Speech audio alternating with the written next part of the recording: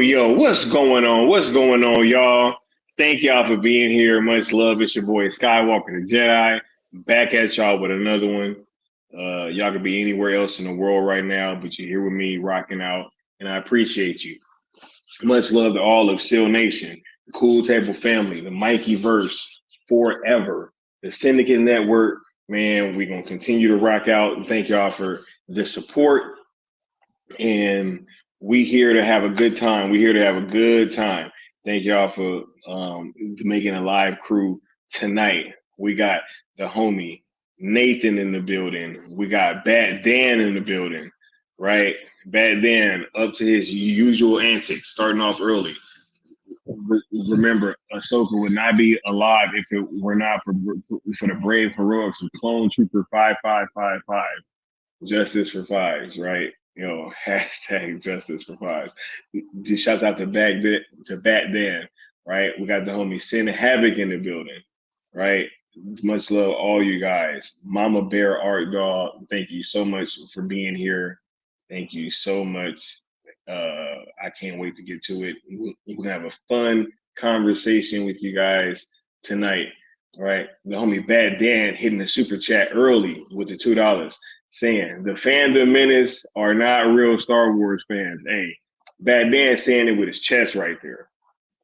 That's what that means. When you say it with a super chat, that means you're saying it with your chest. Shouts out to Bad Dan, right? Speaking up for the Star Wars fans, right?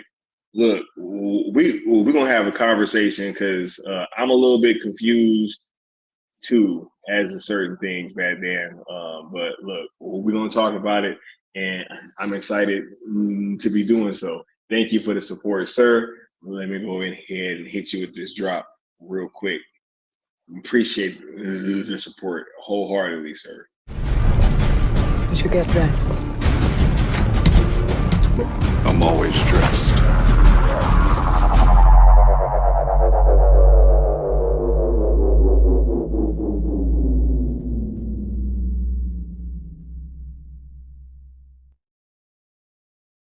Yeah, the homie Bad Dan in the super chat early, right? And thank y'all for being here. I greatly appreciate it. Right, we're gonna get through this a little early stuff, and then we're gonna get on to the talk about Ahsoka season 1 because I got a lot to say. So, got a lot to say. But as you guys know, we're on that road to 1K, trying to hit 1,000 before the end of 2023. Right, you guys that have been subbing and liking the content have been doing a really great job of doing so. I got a lot of big stuff planned for you guys. Leon was kind of hinting towards some stuff earlier on cartoons and cereal towards the very end because the homie popped in at the very last second on the last episode or two and really was kind of speaking to, some of the stuff that we got planned in the near future for you guys. And we're all very excited. I cannot wait for this stuff to start dropping. And we hope that you guys are going to be rocking with it. I know that you are, but it's just really to a point where, I'm just happy to be able to be in a position to bring you guys this stuff. So for you guys that have been supporting this whole time, thank you. And stay tuned. We got so much stuff coming, and there's a lot of reasons to be excited. I got my keys falling over in the background. I don't know what the hell that was about, but we got these 2 hashtags we still rocking with. Hashtag sales ZSJL to Netflix. Hashtag sales Snyderverse to Netflix. If you don't know, now you do. We've been rocking with that movement from January 03 till infinity. So make sure that you guys are engaging with these hashtags and really watching what we've been doing with these engagement events, watching stuff actually on Netflix and driving engagement that way. And we also have some more announcements for you guys in the near future coming with that as well. We ask that if you do use these hashtags, that you follow the rules of engagement, which are as follows. Rule number 1: we ask that you do not or we ask that you be positive because we're engaging with Netflix, which is the current home of Zack Snyder. We ask that you do not mix the hashtags because we're trying to keep the messaging as focused and effective as possible. And finally, we ask that you do not tag, mention, quote, tweet, reply to, or anything like that. Anybody over at WBD, which is including but not limited to James Gunn. We ask that you guys follow ZSJL to Netflix on YouTube, and that you guys are subscribed to. I said that backwards. To subscribe to ZSJL to Netflix on YouTube and follow ZSJL to Netflix on X/Twitter. And also make sure that you guys hit the link in the description for the Mikey Sutton Family GoFundMe that we are still pushing to this day for our good friend. So we going to tap in with the sponsors real quick, and then we're going to be right back. We're going to start talking about Ahsoka because I can't wait. I'm super excited. Let's get to it.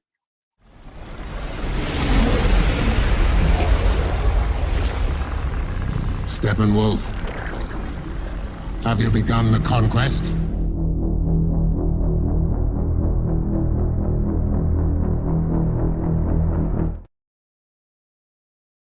Yeah. So, Ahsoka, yo. Man, this show, I got a lot to say about this show. What's going on to the homie D Broderick in the building, right? Oh my God, Bad Dan is in the chat cooking. He said, blindly hating everything Disney does make you just as much as a shield as blindly loving everything that Disney does. Oh my God. All right. Man. Star Wars and Snyderverse both center around the rise, fall, and redemption of a character. Also have 5 or 6 films that work as an independent story and extended universe. Okay, but let's get to it, y'all. Because this series, I feel like it came at a very opportune time for Disney, right? Because with that big elephant in the room that is Rebel Moon that's going to be coming out later this year, it was very imperative for them, in my opinion, to go into that film like with me feeling good about Star Wars, right? That was very important. Like this show, because I think that this is the last sizable offering from Star Wars that we're gonna get for the rest of the year, if I'm not mistaken, right? So, me as a Star Wars fan, as you guys know, it was very important, that I go into Rebel Moon feeling good about Star Wars. Because if I didn't feel well about Star Wars going into Rebel Moon, it was gonna, look, I already feel that what Zach is about to do is about to revolutionize this whole kind of space anyway, right? So I already genuinely feel that way. If I was if I was even more down about Star Wars than I am now, it would be like, I'm not even sure if they would be able to bring me back at that point, right? Because who knows? I may get this offering from Zach and to be like, I'm done. There is a great chance that could happen, right? So, with that elephant in the room, being addressed on December 22nd, right? For me, I was like, man, look, if I'm gonna have any hope with Star Wars, this show, like, I gotta feel good about it, because if this thing does,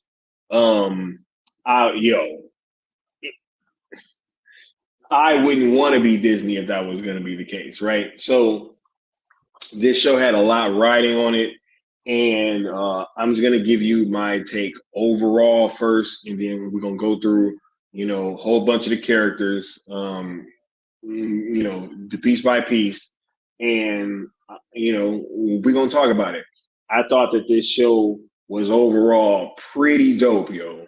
Like, y'all know that, I ain't gonna come out here and cap, but I enjoyed this series. I enjoyed this series quite a bit. I feel like this show brought a lot to the table in terms of what I had been wanting from Star Wars, which was a bit more, just kind of gravitas, right? And I got that in a few different characters, like almost in spades throughout this series. So uh, I had I had a great time with this show, and you know, this is a show that I might end up rewatching the whole season, which is uncommon for me, right? I don't rewatch seasons of stuff pretty often, and but I could totally see myself rewatching this season because a couple of these moments, they're I think you have the best Star Wars live action television show episode that took place during this. Balin Skull was it or is one of my favorite characters, and he first came into fruition in this show. Um, Thrawn, I thought that his return was dope, and just how they were showing just how much of a tactician that he is. There's just a lot of stuff that I enjoyed throughout this series, and don't even get me started on Anakin because you know Anakin gonna get a whole section to himself. But yeah, just overall, I enjoyed this series quite a bit, and I didn't really expect to enjoy it as much as I did, but I did, and I'm glad that I did because I'm truly feeling like we're like this show is an example that Star Wars can have good content. They can have some good content put out, and they can tell some good stories rather. Because I don't even want to just reduce it to the content aspect, but I really want them to be in a space where they're telling great stories and keeping me invested and ready and waiting to see what's coming next. And I feel that this show did a whole lot of that. So I had a great time with it, and I recommend everybody check it out. Right, 100%. Look, man, they're talking about Rebel Moon still, right?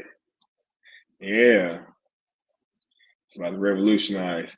Nathan said Disney upped their game because it's right, right, yeah. He says, Scott, watch Clone Wars and Rebels before you rewatch Ahsoka. I'm gonna have to because I know it's gonna be hitting different, right? Because it was already good, great, and I know it's just gonna add so much if I were to just do a full deep dive and just get in there and hammer all of them out. But we'll see though. Sin Havoc says Ahsoka was good and finally moved the Star Wars story forward. There's definitely room for improvement. Critical thinking is required. Look, yeah, and I'm gonna get to that later, right? About the moving the story forward part. Like, I'm so confused as to what we want I don't know what we want Star Wars to be. I'm really confused, like, because I've been hearing a lot of look. Let me not get started because I got a whole section on that, right? Yeah, because I'm like very confused. But let's start getting to some of these character breakdowns, starting with Ahsoka Tano, right? Um, look, the show carries her name, so obviously she's going to be the main focal point. Um, Now, while this show it has a couple of episodes that are very light on the Ahsoka being shown throughout, right? this show is still mainly about her, and it's still focused on her for the vast majority of it. In my opinion, I feel like a lot of it was based upon her trying to, reconcile her feelings with her master, and how that whole thing played out, right? With her walking away, and him end up, eventually turning to the dark side, and her kind of grappling with that. That was the main kind of or way, and how that translated into her relationship with her Padawan, right? And uh, is Sabine Wren, right? And because even when they're kind of focusing on Sabine and what she had going on, it was still in conjunction to her relationship with Ahsoka for the most part. So even when Sabine was getting a lot of the light, I felt like they were still handling it in a way that was still focused through the Ahsoka lens, so to speak, right? So I enjoyed Rosario Dawson's performance quite a bit. I feel like I liked her a lot more in this series than I had in when she popped up in The Mandalorian and stuff like that, so to speak. I didn't feel like she was like too. Look, I know that there were some people that were kind of saying, "Oh well, Ahsoka should be a lot more powerful," right? Like, and that kind of brought me back to the question of, like, what are we really asking for, right? Because I like that they didn't just have her, wiping the floor with everybody, and I think she won all of her duels and stuff outside of when she fought Balin. Like, Balin was the beast, right? Like, Balin was the one that cleared everybody, right? And I saw it, or I heard, because I haven't been able to watch many like breakdowns and stuff, but I have been, just kind of hearing some of the responses, and yeah, I heard like, hey, that she should have wiped the floor with Morgan Elsbeth. But it's like, didn't she kind of have a good little fight with her in the Mandalorian series? And then now in this show, like, she was powered up and had the power of the shadows or whatever. So it's like, I'm just, I'm, I don't know. Do we want her to be wiping the floor with everybody, and then we're gonna be calling her like Mary Sue? Like, I don't know. I'm just saying, right? There are definitely some things that I feel like people, it's like, hey, we're supposed to be saying, oh, she's supposed to be just going through everybody, right? And but then it's almost saying that she should have no peers, which is also going to take away from a lot of the drama, right? I thought it was done well in the show. I feel like they kind of had to let her at least be challenged in some of these fights. And Balin was giving her that work. So, hey, Balin was hard, Joe. Balin was hard.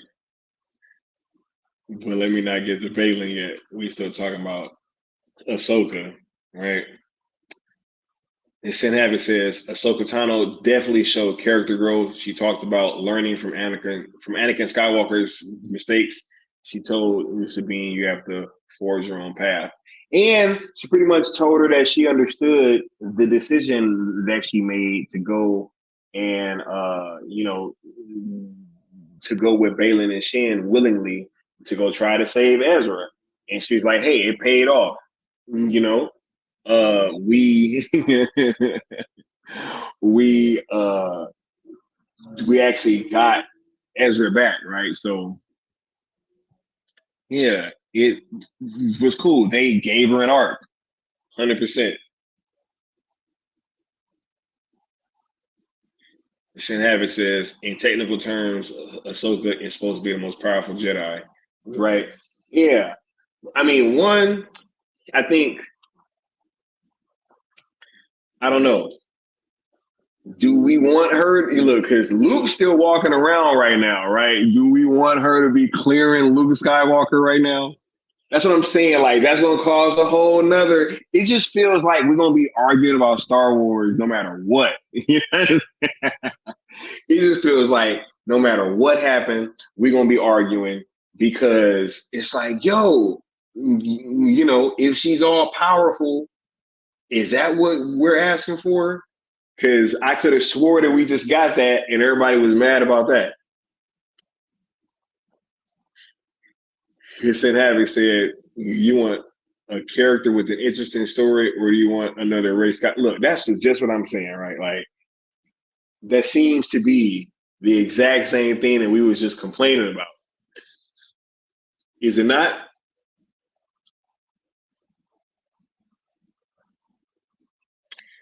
Bad Dan said, and we know Ahsoka can return home at any time. She can connect to the purple. Yeah. The thing about that is how she gonna get back because the Purgle apparently go there to die. So we don't know. We don't know if they go there at the end of their life cycle, right? I think that she is gonna get back though. I think everybody gonna get back for that heir to the Empire. I think everybody getting back. We got Brogu in the building. What's going on, Brogu?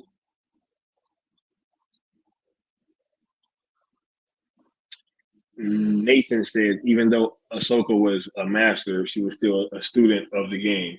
She was still learning. Anakin was still teaching her from the grave. Yes, she was literally still learning from this dude. She was studying the game tapes, right? Going through his lessons.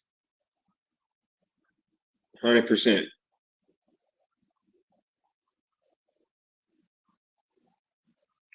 Yeah. Nah. Ahsoka connecting with the Purgle was definitely huge. And them doing the whole Pinocchio thing, which,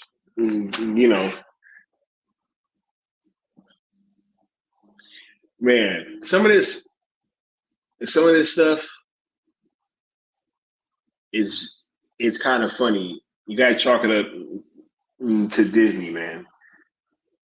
Now, some things that I can understand. Oh man, they gonna do a Pinocchio reference or whatever. It's like, man, yeah. I'm trying to hold back because I got a Disney take that I'm gonna say later that might ruffle a few feathers, you know what I'm saying, about Disney and Star Wars, right? But yeah, Ahsoka Tano, I definitely enjoyed her arc. I enjoyed watching her grow as a master throughout this season, and ultimately end up making the decision right to kind of be the one that was gonna stay back and really do what needed to be done. And um, I also think that this gives her a great chance to uh, really hone in with Sabine, focus on her training, and I think that that'll end up being a better thing for her as well, and can also end up increasing her power level,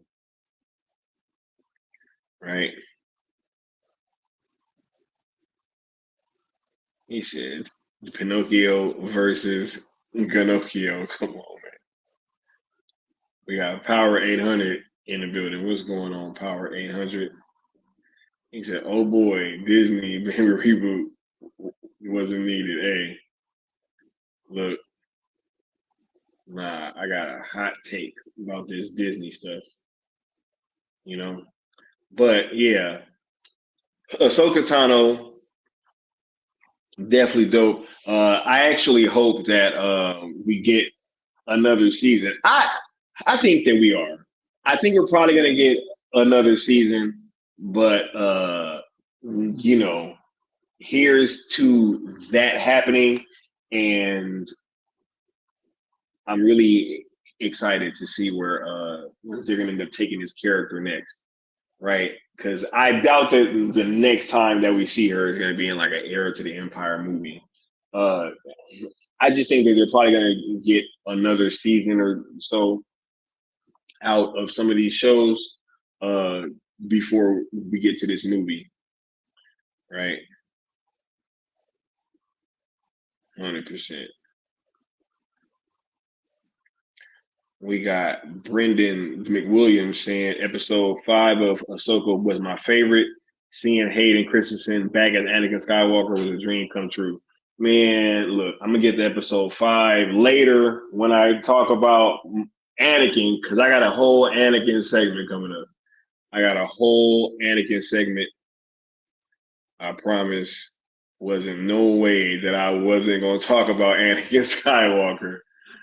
You know, Sin Havoc saying they need another season. I agree. I agree wholeheartedly, right? And I think that my enjoyment of this series was in no small part due to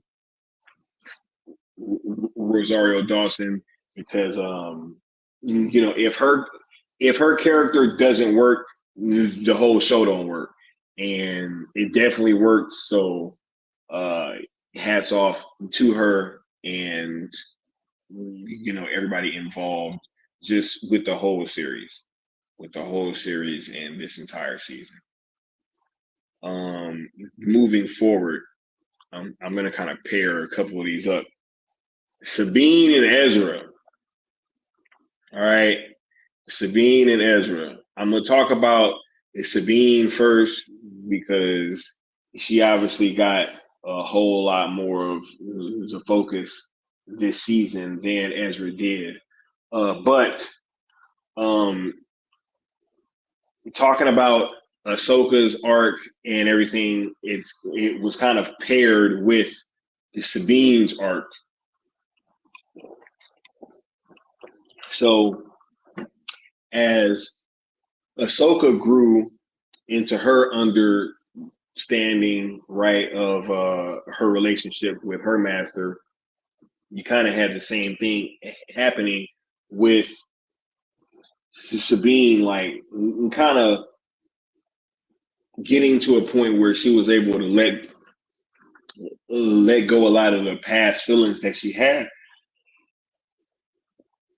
and really get to a point where she can submit right to the teachings, right? Because when you're an apprentice, it doesn't work unless you like fully submit yourself to what you're doing and to what you're learning, right? And with all the attention that they were having early on in the season, she wasn't really able to do that without clashing with her master, right? So as the relationship kind of grew and changed throughout the season, it reached a point at the end where you see that because of the fact that she was able to trust in her master still, I think that that is what you know was giving her a bit more power and uh, also aided by the fact that she was back with Ezra, who also you know taught her how to use a lightsaber back in the day, right? So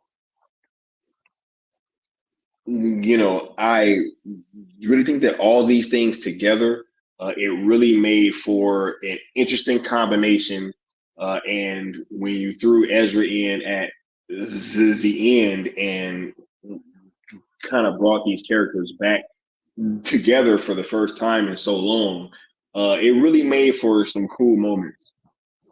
And I enjoy Sabine, even though I know that, you know, me kind of like not liking her and her decisions throughout the season early on.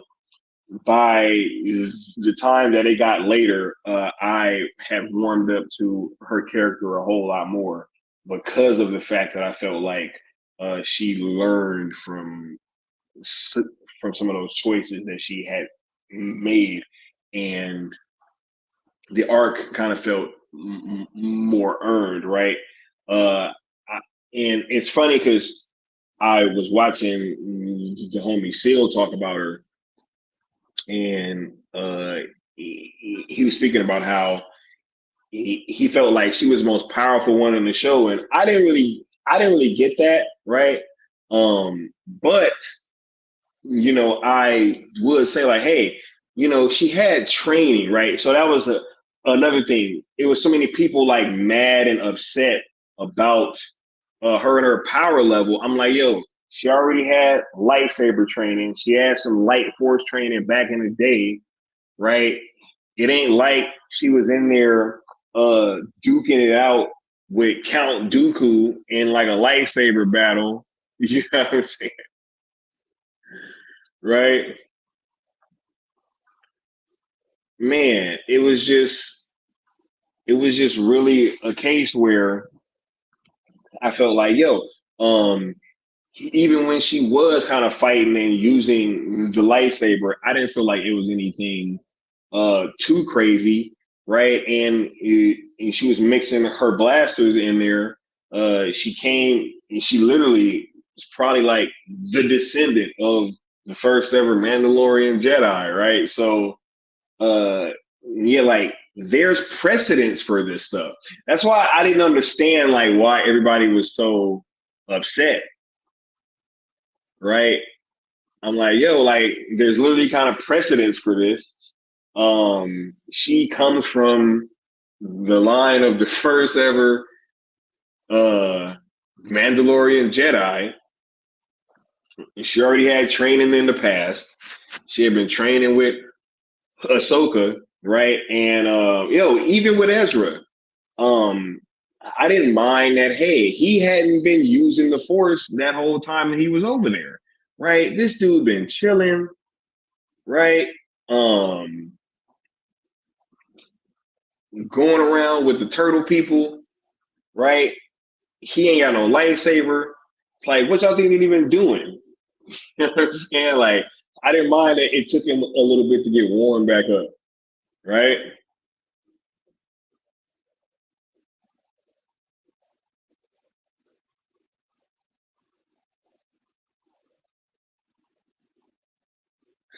Oh wait, here we are. He said so many people are pissed off with Sabine. She's immortal. She's immune to lightsaber. And now, one of the things that did not work for me, if we're gonna know, the whole her getting stabbed in the stomach with the lightsaber, cool. I understand that, right? I didn't like it either. I didn't like how they try to make it seem like it was only different because Ahsoka and the ship was right there. So it was like, oh, since it happened and we was able to get her right to the thing, that's why. No, no, no, no. I didn't like that.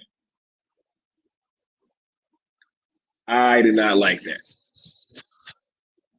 Right. So with that being said, yeah, that was probably like one of the lowest points for me was when she got stabbed with a lightsaber because I already knew she wasn't gonna die, and so I'm like, yo, don't tell me that they're gonna have her live through this, and they totally did. So I get that one. Okay, that is a point for uh egregiousness, right? But yo, outside of that, you know, Yeah, she's immortal. She's immune to lightsabers. Nah, she definitely shouldn't have been immune. Yo, that was crazy. I will readily admit that that was crazy. So I hope we get to see a live action spinoff of the Clone Wars. Currently watching the animated series, right? Yeah, Sabine's a Jedi Padawan and a Mandalorian. She had the dark saber back in Rebels and Clone Wars, right? So I'm like, yeah, it ain't like she ain't got no training with no sabers or nothing, right? She was trained by Ezra back in the day for a little bit, right?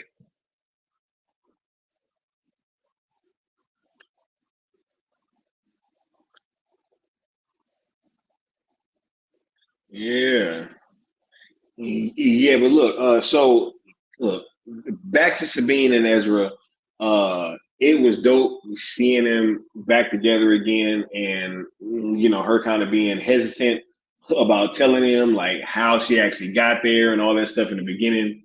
You know, I liked all that. It just was kind of setting up for like, hey, a sense of not everything is just all peaches and cream just because they got linked back up, which we saw, that it obviously wasn't so quickly after. But yeah, that whole ending episode, the action beats with them were super dope. It was great seeing Ezra building another lightsaber and getting back into action and all that, man. Like just it was really dope. And um I'm just glad that this season was able to come out and that it was able to kind of give us a bunch of these moments that were dope and really kind of added something to the Star Wars and kind of like overall story, right? I would say this show maybe more than the man. Look, I'm not sure what else has kind of taken us in like a new direction as much as this series did. This one season, pretty much, right? Yeah, yeah, Sabine and Ezra were definitely some high points of this show, and I'm looking forward to actually seeing like what Ezra is going to be getting up to now that he's back in our like known galaxy, right? Because he just pretty much pulled up and had his reunion with Hera, so that was dope. And so now we're gonna get to see what he is getting into, but also watching how Sabine's relationship with Ahsoka continues to evolve and to just really see because I think that both of their power levels are going to increase drastically, and I am really looking forward to that because we just got some good Star Wars with this season, and I'm truly excited. But let's get to this next. Balin and Shin. Balin and Shin. These two, right? For one, Balin Skull, um, this dude quickly became one of my like favorite Star Wars characters. Right, as I was saying in the mid-season review, he just kind of felt like a knight. You know what I'm saying? Like from during the Crusades or something. He just really had that presence. The way he wore his armor, right? the way he swung his lightsaber, it was just like this big hulking, almost like fighting like one of those English knights back in the day. And so, uh, man, it's a terrible tragedy that Ray Stevenson passed away unexpectedly. You know, as you can clearly see, Baylan Skoll was going to be a character that they were setting up to have a huge future in Star Wars. And so I'm not quite sure what they're going to do. I'm not sure if they're going to recast. I think if they, if he was going to be as prevalent as I think that he was going to be, they might end up having to recast. But I do want to say that no matter what happens in the future with this character, I fell in love with Baylan Skoll during this series because of Ray Stevenson and his portrayal. He just portrayed this guy with so much gravitas, and every time he spoke, you could feel the weight of his words, and it's just Ray Stevenson was a phenomenal actor, and it's really unfortunate that he passed away so unexpectedly, right before this series was released. I think that the reception that he would have gotten would have been tremendous, and I just kind of wish that he was here to be able to see that, because everybody loved Baylan, and it was for a reason. I don't think it was just because people were trying to, celebrate Ray Stevenson, which I think that obviously he should be, and we will be celebrating him. But it's just on top of it, he just did such a phenomenal job as Baylan and bringing that character to life. And man, it's gonna be tough no matter what happens. If they do end up, kind of sidelining the character, or if they end up recasting. Either way, it's going to be a tough situation. But I just wanted to say once again that Baylan Skoll has been one of the best additions to the Star Wars universe in I don't know how long. I don't know how long that it's been since I've loved like a new character as much as I did Baylan. Man, so and a lot of that transferred over to because as powerful and as gripping as he was on screen, Shin Hati also did a phenomenal job as well, right? Because with Baylan being that powerhouse, it took he needed an apprentice that you were gonna believe could actually be his apprentice, right? And Shin Hati definitely fulfilled that role. And if you see where her character was left off at, kind of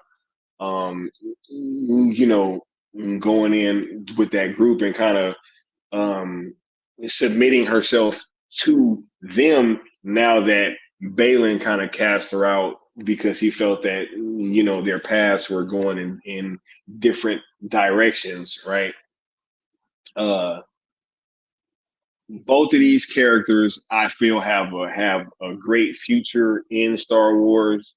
And I just really wished that Ray Stevenson was able to be here, or to just be able to see the reaction that he's gotten as this character, because the world is loving Balin.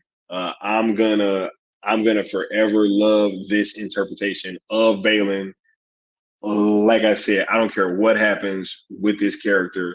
I fell in love with Balin Skull because of Ray Stevenson's the portrayal on Ahsoka. It was truly great, and you know, it was one of the best additions that we've gotten to the Star Wars universe in quite some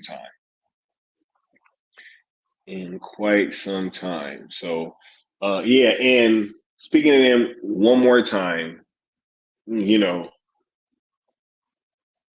I didn't have a problem with the way that their power levels seemed. I feel like, Shin didn't seem like she was way too powerful or anything like that. And as I was saying earlier, Balin was clearing everybody when it came to power. So yeah, I'm really excited about the future of these characters, and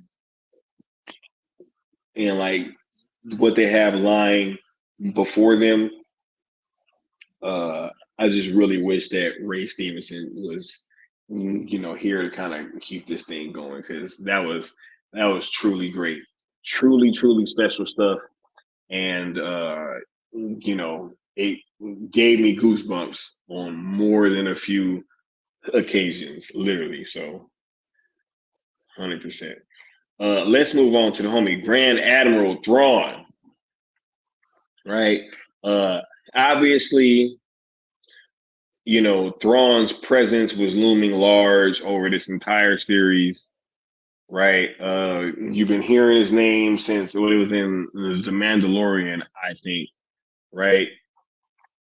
That, they're trying to prevent the return of Thrawn, and now you see him and he's back, right?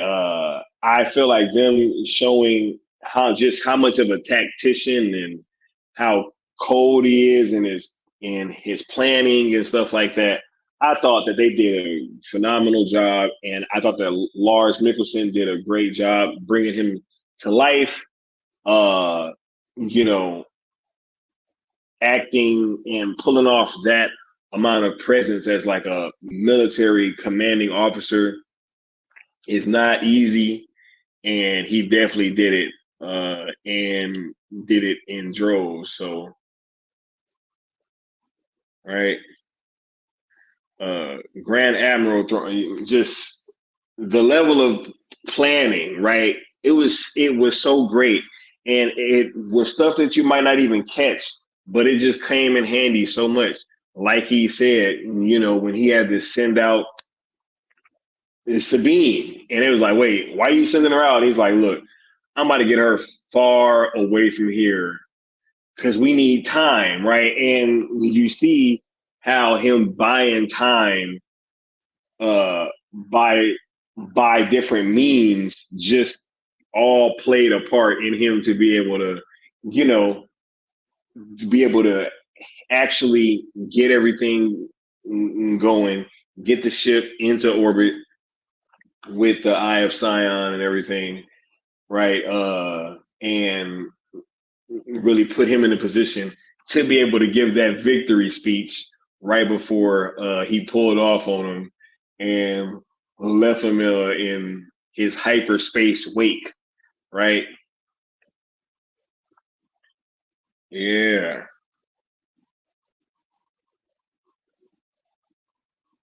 They got Brendan saying Balin was one of the best characters in this series. It's sad that the actor passed. Yeah, absolutely. Absolutely. Right. Thrawn, heir to the Empire. Yep. Mikey was talking about that on Night Shift, giving scoops on Night Shift about heir to the Empire. You know what I'm saying? Like, yeah, Thrawn was dope, man. Thrawn was dope. And you know me, I love all that military jargon, and them showing, because it's like with him being such a formidable villain, and with him being at the end, he's like the primary antagonist, right? With him being the primary antagonist for this show, it's like, yo, I don't know what people were expecting. I saw one thumbnail that had me rolling. They had called him Grand Admiral Yawn, and I was like, come on. I'm like, Thrawn was menacing, yo. And as I was about to say, with him being a tactician and like pretty much a general, so to speak, like what were we expecting? Were we expecting for him to be out there, on the front lines with some blasters, deflecting lightsabers? Was he supposed to be doing all that? Or was he supposed to be showing how cold and calculating he is through his tactics, right? And using his brain. I don't know. I'm not sure what we were supposed to get. Brendan says Thrawn really felt menacing and like a true threat. Yeah. That's literally the same thing that I just said. That word menacing. He was very menacing. Very cold and calculating. He said the acting choice was the perfect. Yep, they had the voice actor.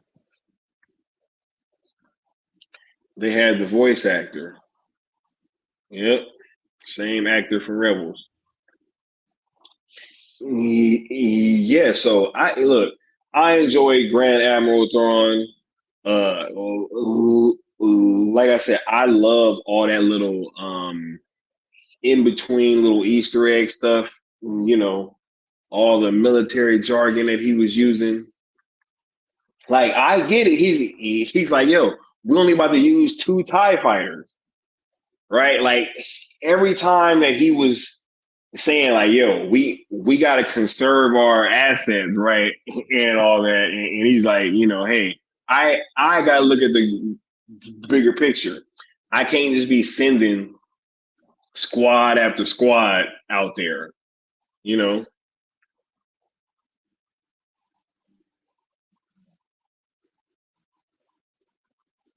Yeah. And Sin Havoc says Hera didn't believe Thrawn was a threat until she saw the Eye of Science. You're right. But they learned, right? And now Ezra's back. And so what that mean?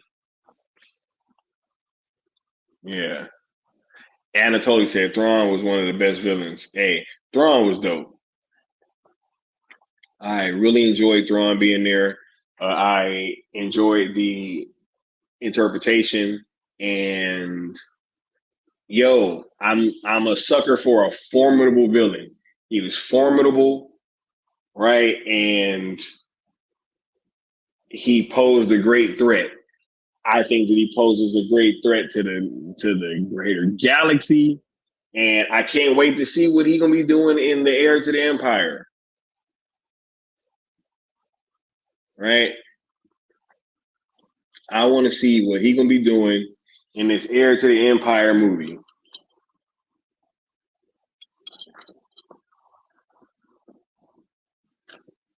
Man, that budget better be crazy, because I need to see Thrawn in IMAX. Oh my God, what's that gonna be like? What's that gonna be like, y'all? Thrawn in IMAX. Oh my goodness. Anyway, but he said Thrawn had a captain named Enoch. That was nuts. That was nuts. Sin Havoc. Right. Look, this dude wasn't menacing to y'all.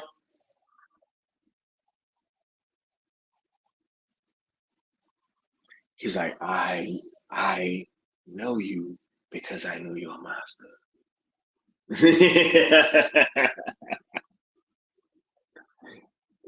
That little speech he gave to Ahsoka at the end, right before he took off on him, was cold too. Cause it's like he knew they couldn't catch him. He knew they wasn't gonna catch him. He was like, yo, I'm about to pull off. So I'm about to tell you exactly how I beat you. Right? And how I just kept buying time.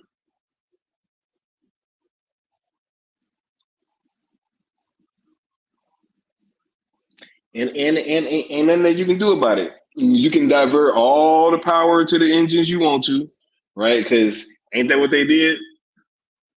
He, he was like, yo,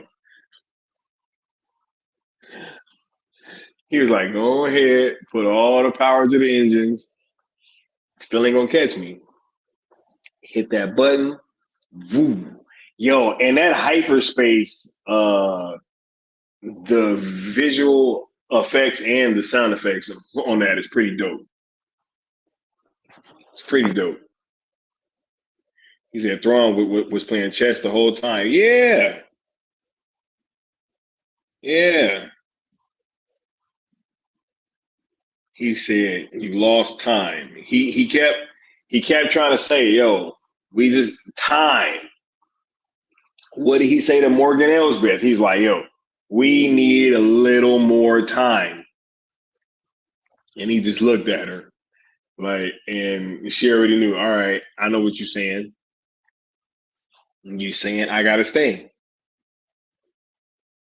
Time.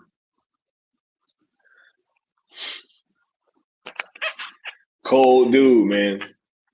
Grand Admiral Thrawn was cold. But look, I know that y'all ain't here to listen to me talk about Thrawn. Y'all ain't even here to listen to me talk about Ahsoka. Y'all ain't here to listen to me talk about nobody other than this dude right here, Anakin Skywalker, bro.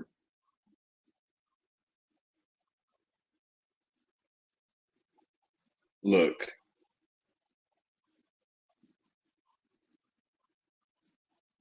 Hayden Christensen, all right, in this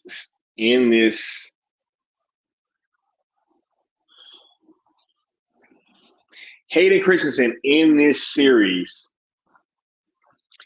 is probably the best that I've ever seen of him as Anakin Skywalker. 100%. The confidence that he, like, you could tell Hayden knew he was back.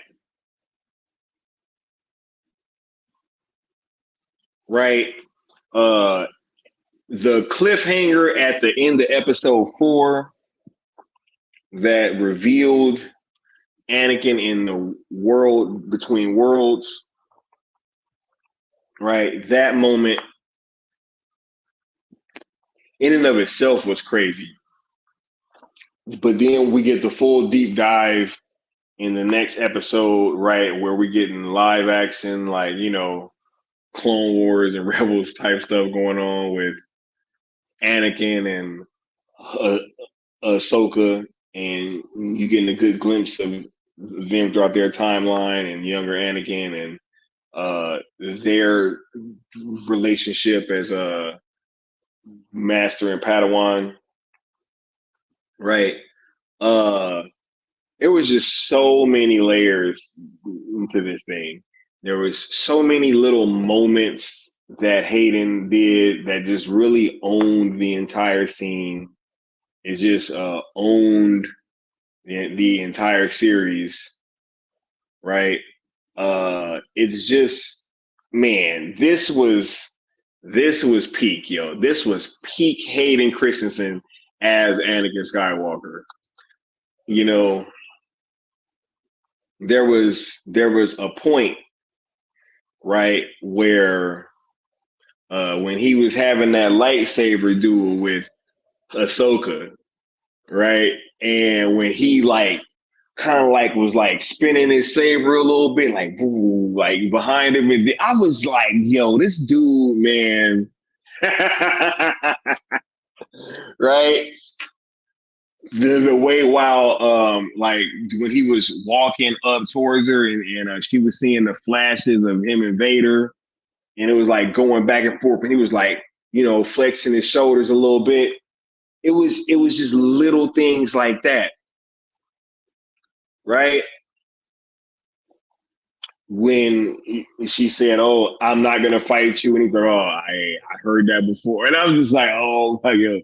There's just all these little moments that he had in this season that it gave me everything that I needed and wanted as a Star Wars fan, right?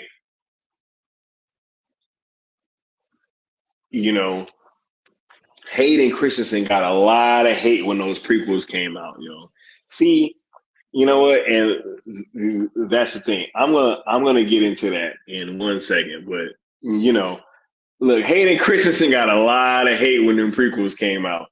So, I'm not gonna sit here and let everybody forget that happened, right? And that, he's even kind of talked about it, that the fans being receptive to him as this character has been something that's kind of like new for him, right?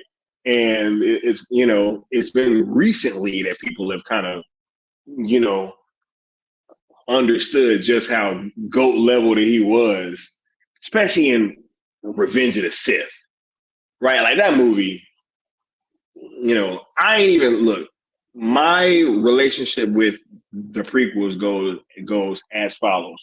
I felt like episode 1 was boring, but obviously the Duel of the Fates fight is like, legendary. Attack of the Clones was better, but Revenge of the Sith, that was a great movie. Great movie. And it's a great movie in large part to Hayden Christensen's performance. Right? So Anakin Skywalker, peak stuff. Peak stuff. Salute to Hayden Christensen. It was so great to see him back and back in the role and just having fun with it. You could see, man, when he was flipping that lightsaber, bro. I was like, I almost was like, Annie, is that you? Right? He was like you lack conviction. That was like one of the things he said to her. I was like, come on, man, this is dope. How am I gonna have a season of a series give me all these dope kind of moments, and I'm gonna just come on here and start hating and be like, oh my god, it's just I don't get it. I don't get it. I don't get how anybody could watch, especially episodes 4 and 5. Anakin Skywalker alone.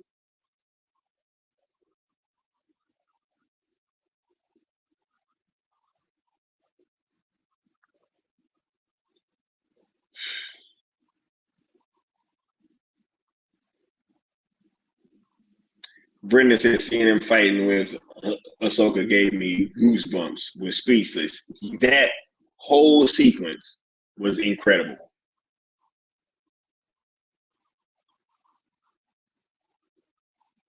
Right? Hayden Christensen literally says screw Star Wars years ago. Yeah, I remember. Said his career took a big hit after Revenge of the Sith. His other movies were bombing almost as bad as WB. Come on, man.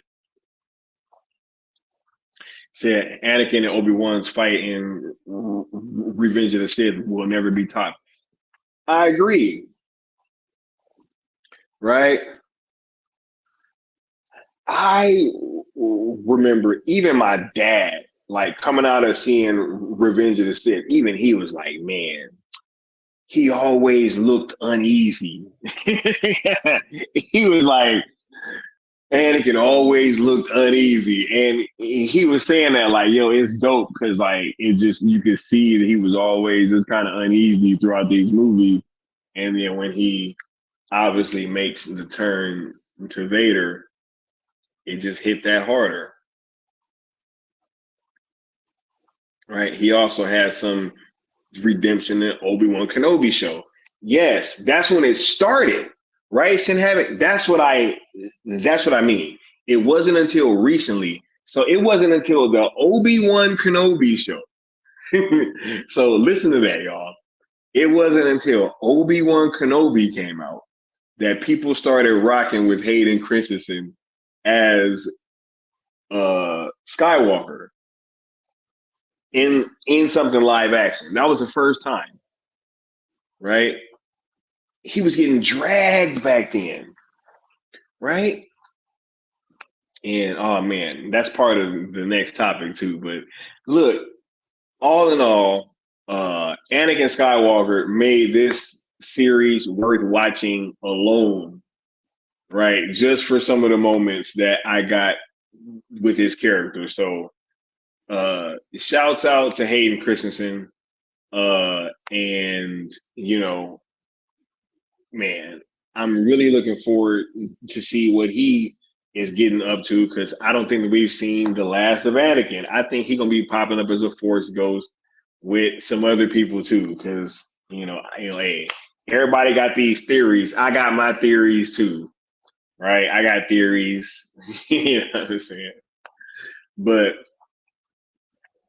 look, this is the last of topics for me breaking down how I felt about a lot of the characters throughout the show and the season.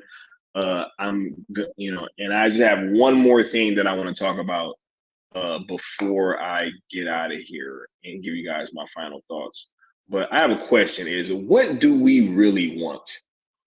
Right, and this is to Star Wars fans, like as a whole.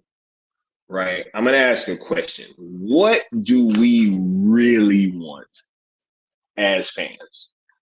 Because I'm confused. I'm super confused. Maybe you guys can help me out, right?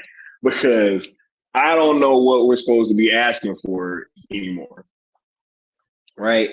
Because I'm aware of what I have been asking for, but apparently, now that this show has come out, it's being revealed to me that maybe we should be asking for something else, but I'm a little confused. So, y'all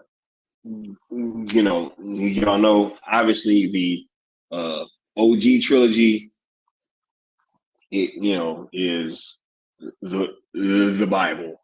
You know what I'm saying, right? That can't be touched. The prequels, right?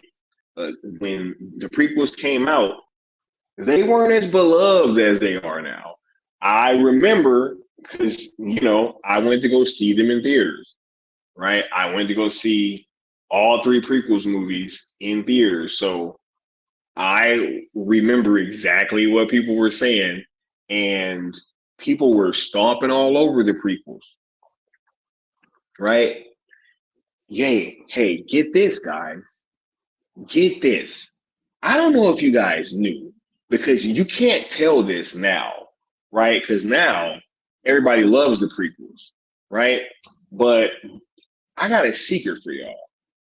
People hated the prequels so much that George Lucas sold Star Wars, right? Like I don't want to understate that. You know what I'm saying? People hated the prequels so much that George Lucas sold the rights to Star Wars to the Empire. You know what I'm saying?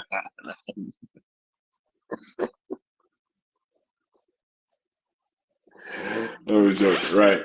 But no, that's real though, right? So people hated the prequels so much that George Lucas sells Star Wars, right? Now, I'm going look, I want you guys to to walk through this with me. All right. So they say, hey, the only stuff that's canon is the movies and a couple of the animated shows, right? They said everything else is legends. Everybody gets mad. They're like, yo, they should have stuff from the expanded universe, right? The EU. That stuff should be canon, right? They should, give us some new stories, go in some new directions. Take, but hey, pay homage to what came before, right? Let's do something in the spirit of the older movies, right? Episode 7 comes out, right? Now, I liked episode 7 quite a bit, right? I felt like I was one of the few people that liked that movie. A lot of the Star Wars fans that I know was saying, oh man, it was too much like episode 4. Right? Right? So they said it was too close to episode 4. Right? I, on the other hand, love that movie. Episode 8 comes out. You want to talk about going in a new direction, right? Doing something new, subverting expectations, right? So they go do that to the maximum with episode 8. They like, yo, we just gonna chuck out all the old stuff and we're gonna go chart a new path. Go try to do something new and different for the new generation, right? Everybody gets mad. Rightfully so. I'm upset too at this point. Right? I'm upset too. They try to course correct with episode 9. As I've stated before, I don't really blame J.J. Abrams for episode 9. I feel like, episode 8 kind of came out and they was trying to kind of clean up that mess and everything that happened with that film. And that might have been probably why, we end up getting the episode 9 that we got. That's just in my opinion, my uneducated opinion from the outside looking in, right? It just seems to be that that's what happened, that they were trying to fix what happened with episode 8. And that's why you got episode 9. But leaving out of episode 9, everybody hated the sequel trilogy, right? Everybody hated the sequel trilogy, right? So they started doing stuff with the Mandalorian, right? And that starts to kind of pick up some steam with the Star Wars fandom, apparently, right? Because I love it. It was getting a lot of acclaim, but there were still people upset with what the Mandalorian was doing. I was like, hey, it's not me, but fine, right? So the shows start coming out, the Mandalorian season 2 was great. I felt that it was great. Still had people upset, right? That, hey, this isn't what George was doing, right? Or this wasn't doing this or that, And it just seems like no matter what stage we get to, it's still going to be a large portion of the fan base that is just upset for some reason. But I have a very kind of hot take that I want to share with you guys, right? Because, and this is just something that I've been thinking about, and it's the honest truth, right? As I stated before, the prequels were hated so much that George Lucas sold his damn franchise, right? But you have a lot of fans that want to go back to that old George Lucas style, and they want George to have control over this thing. I'm gonna say this. Hold on. Let me take a sip of water.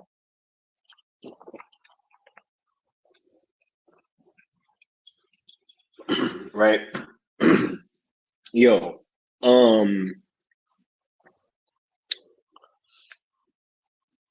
George Lucas, while he did give us the Star Wars universe and he laid the groundwork for what would be a huge chunk of all of our lives as Star Wars fans, and I have to be forever grateful for that. But with that being said, like George Lucas sold his rights to this thing, right? Um, I'm not sure if he's ever gonna come back, right? But um, because I thought about this in this context, right?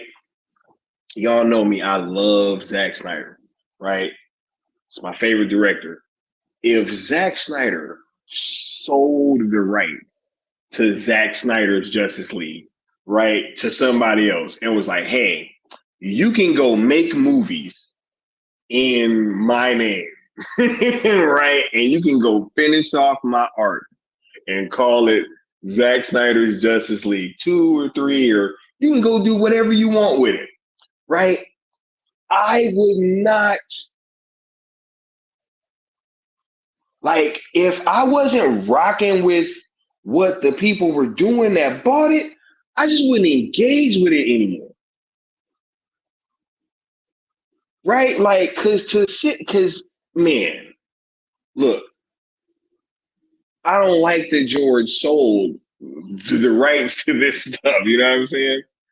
I don't like it either, but he did. So, th- yo, it comes to a point where are we just gonna keep asking for George to come back, or are we gonna give other people a chance that are actually doing right by this stuff? Are we gonna say that the state of Star Wars is in the same no, is Star Wars in the same state that it was after Episode 8, after Ahsoka came out? Right? I don't know.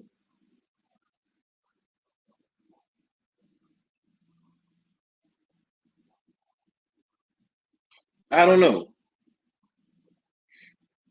Right? Brendan says Emperor Snoke should have been kept as the main villain throughout all three of the movies for the sequels.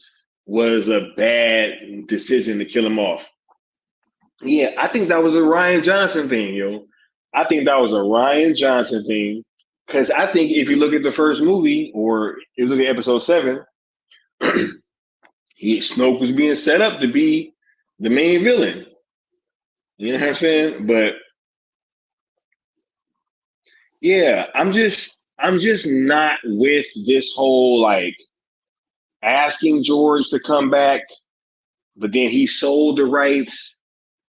So it's kind of like why this is all happening now anyway, right? But then also, I'm not gonna let anybody like, yo, look, Dave Filoni has been doing a pretty decent job, yo. And if Ahsoka is any like representation of what he is going to be offering, right, in terms of like product, you know, then I'm there for it. I would much rather be enjoying stuff and watching stuff like this than Episode 8 and Episode 9.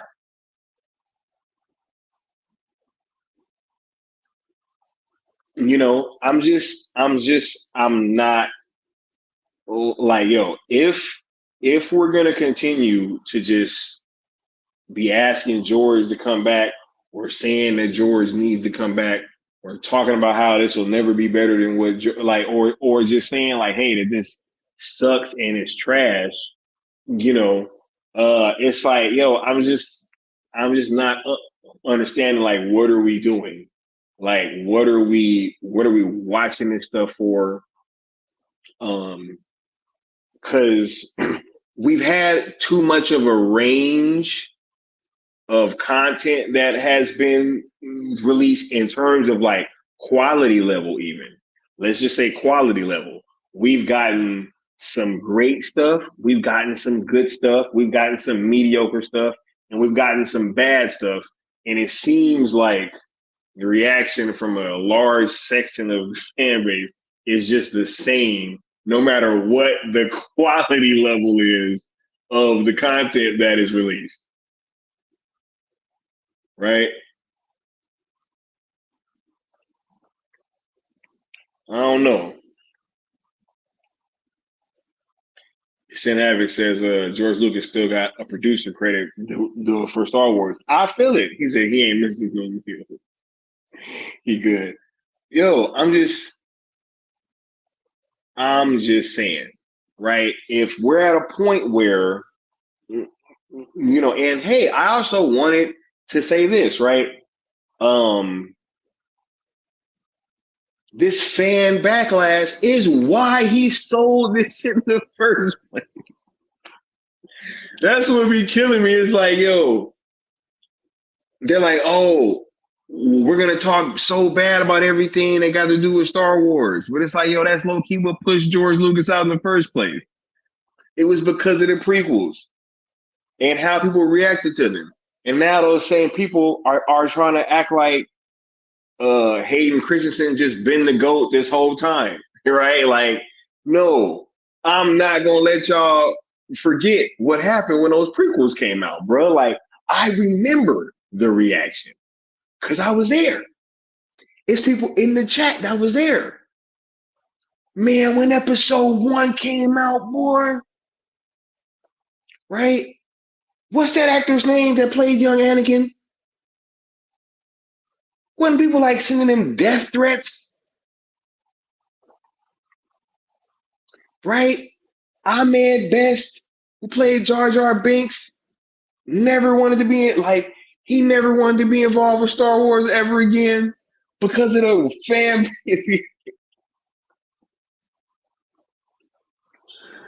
Right? This is crazy.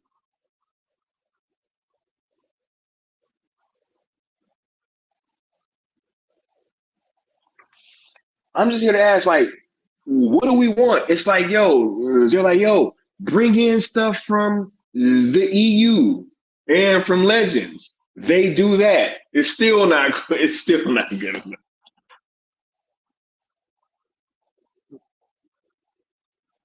They're like, yo, oh, y'all want EU stuff? Okay, cool. We'll bring in Grand Admiral Thrawn and we'll do a heir to the Empire thing and all that. And then, all right, is that cool, y'all? No.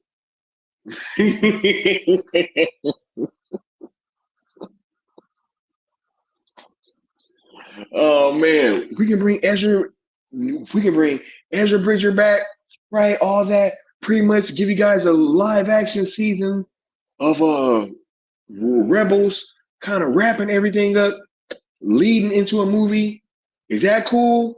No. But y'all said y'all wanted EU stuff. Y'all said y'all wanted us to do something new, right? Y'all said that we were supposed to pay homage.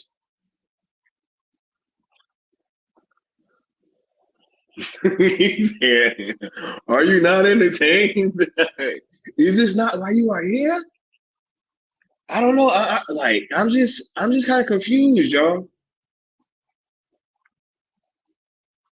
I don't know what we want as a fan base. I don't know what they can do that they can drop, and it'll just be like everybody's back on board. I don't even think that's a possibility now.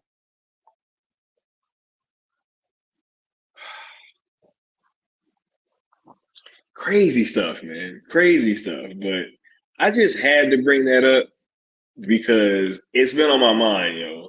It's definitely been on my mind. But look, if you guys got any last questions and comments, put them down in the bottom because I'm about to start closing up pretty soon, right? Brendan saying Jar Jar Binks received a ton of hate. What? Man, hold up. Let me look up the name. What is that kid's name that played Anakin Skywalker? Jake Lloyd, right? Was that his name? I think it was Jake Lloyd, right? How much hate? Yeah, Jake Lloyd, right? Was he getting love and admiration? I'm not gonna let y'all forget, yo. I'm not gonna let y'all forget how y'all acted when them prequels came out. You see, because I see what's gonna happen now, right? What's gonna happen is later. I truly believe this. Later down the line, 20 years from now, it's gonna be people like, oh yeah, see, it's like when I mean, they got to get back to when they was putting out stuff like Ahsoka. You remember Ahsoka, right? And that Heir to the Empire movie.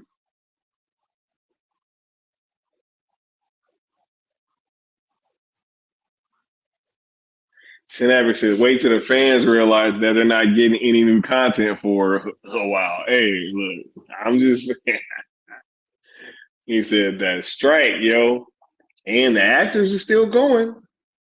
The actors are still going. Brendan said that the Star Wars fan base is one of the worst fan bases out there. Yo, but they act like the Snyder fans is like the worst in the world. I'm just saying, right? When it comes to bullying people off social media and into hiding and trying to ruin careers, man, but look, finally, man, uh, Ahsoka season 1 was dope. I enjoyed it quite a bit. Some of the best Star Wars television episodes that I've seen out of all of them. Uh, did a great job of um, completing some arcs while also leaving a lot of threads to be tied up in future series and or films. I think that it's a situation where you have these things that are being released, and obviously there's a lot of conversation that kind of goes into these things, and that, excuse me, and they kind of circle these topics. But I think that with all that conversation, it's important for us to kind of be honest and to give our actual take. So I enjoyed this series quite a bit. You know, I hope that there is another series.